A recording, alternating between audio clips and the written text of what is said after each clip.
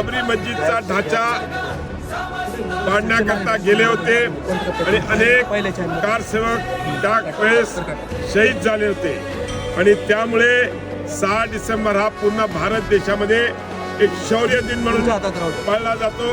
त्यातलाच एक भाग म्हणून आज छत्रपती संभाजीनगरमध्ये या गुलमंडी परिसरातील दक्षिणमुखी हनुमान मध्ये महाआरती करून आम्ही हा शौर्य दिन साजरा केला। आमच्या बंधू बहिणींनी मिळून आज ही महाआरती आम्ही केलेली आहे। या माध्यमातून आम्ही ज्या लोकांनी शहीद झालेले आमचे त्या काळातले जे आहेत त्यांना ती श्रद्धांजली आहे आणि हा एक शौर्य दिन म्हणून आम्ही आज साजरा करतो। त्याकरता आज ही आमची आरती आहे।